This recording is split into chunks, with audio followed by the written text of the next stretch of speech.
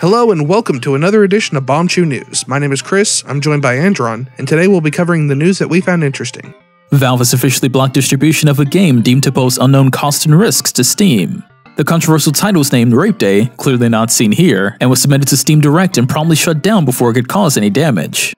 The game is a visual novel where players would take on the role of an attacker and verbally harass, kill, or sexually assault women, and also take part in other heinous acts. In a post confirming the game will not ship on Steam, Eric Johnson stated, quote, "We respect developers' desire to express themselves, and the purpose of Steam is to help developers find an audience. This developer has chosen content in a way of representing it that makes it very difficult for us to help them do that."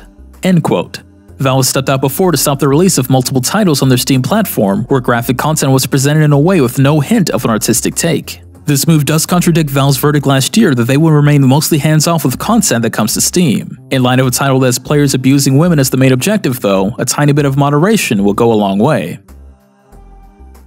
A new bill has been introduced to both the House and Senate that hopes to restore net neutrality. Net neutrality was first passed back in 2015, which established broadband internet service as a public utility and prevented internet providers from throttling, blocking, or prioritizing internet content. Then, in 2017, newly appointed FCC Chairman Ajit Pai led the vote to repeal net neutrality, removing the protections on internet services. This vote outraged a lot of people, leading to states like California, Oregon, and Washington all passing their own net neutrality laws. Today, Speaker of the House Nancy Pelosi, alongside several other senators and congresspeople, revealed what they're calling the Save the Internet Act of 2019. The bill looks to nullify the FCC's 2017 ruling and restore net neutrality. The Save the Internet Act also has tremendous support behind it, with nearly every Senate Democrat standing in support of the bill. While there's still a long way to go, with plenty of obstacles in the Republican-controlled Senate standing in the way, this is the first step towards protecting the internet and keeping it truly open and free, as it should be.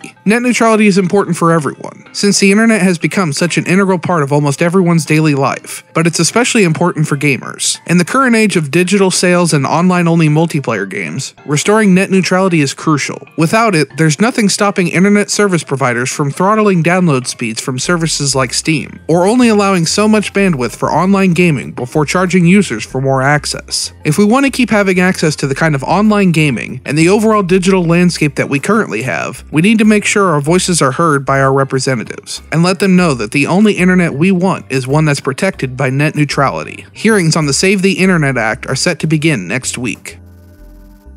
Well, that's all the news that we found interesting today. Let us know what you thought about it down in the comments below, and we'll see you next time.